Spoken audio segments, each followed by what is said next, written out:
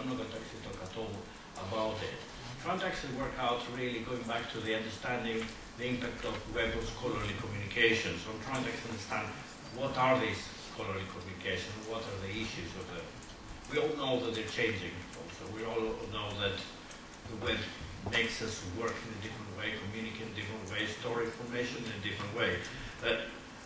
Where is it that we're actually going? There has been some very inspiring kind of discussion about giving us an insight on that. I'm trying to kind of look a little bit out of just to get my head around it, if or anything. And I thought, really, let's try to find out who are the producers, consumers, and the people who communicate this information. So I'm trying to kind of look at, perhaps it's too narrow to actually assume that only just the academics are actually talking to themselves. You know, we are part of society, and there's a lot of scholarly communication and information knowledge actually produced outside in society. You start from the academics, of course. We've got our learners, our students, really, who are also producing or helping us produce information. You've got industry, that's another kind of thing. There's a lot of knowledge, a lot of information. That's very important when it comes to actually ownership, openness, etc. Yeah, I know that there's a discussion about every researcher wants to publish and openly give their knowledge to everybody. We are actually working very often with outside industries, and there are situations very often that they say, well, you can't really publish your PhD thesis for 3 years afterwards because we want to actually use the data for a competitive, and they are the people paying our salaries. It's an issue, and how that will actually work. Then there's also all sorts of other things, the professional bodies, scholarly bodies, the institutes, Royal Institutes, academies, all the people who are actually producing that information. They are also consumers, usually, or publishers of information, really. There is also the academic administration, my boss, really, the Vice Chancellor of the university, the administrators who are actually counting how many papers I've actually got. If I'm not doing enough, perhaps I'm not going to get promotion. There is the public, of course, who haven't actually, they are the, ultimately, they want to actually listen to the things about it. I mean, there is a lot of issue about a lot of access. I mean, I'm not a doctor, but I have a condition, I'll Google it.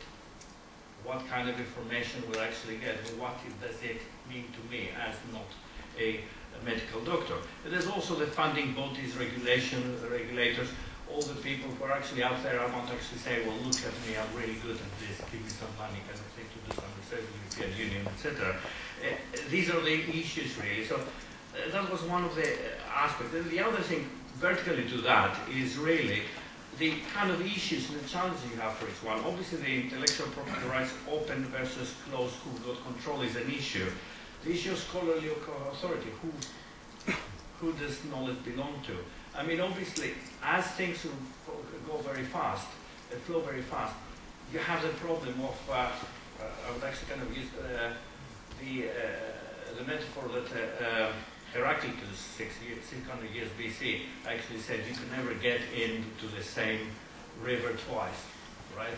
And I think knowledge, to that extent, is there are sources into it, and there's a lot of information. But think of it this way: when you go into this source and drink the water, are you the much worried where its part of the water came and how it actually got to you? And is that the issue, or is the issue of actually consuming it at the end? That again is another issue to actually work. Our research methods in the web, how we access data, how we process it, how we actually build it, and our ethics. There are a lot of, increasingly, there's a lot of information out there that we're actually kind of on the web that actually brings us security and privacy issues and confidentiality. I want to communicate scholarly with some other people and actually tell ideas, or say something that would be stupid that I don't want to actually tell it to everybody. It's just some of the ideas, the most, you know what the ideas come from throwing an expression off the wall that you don't particularly want to be published there and there. And then the other issue is of creating communities. And one of the issues the web is actually doing is creating, enabling creation of virtual groups and effective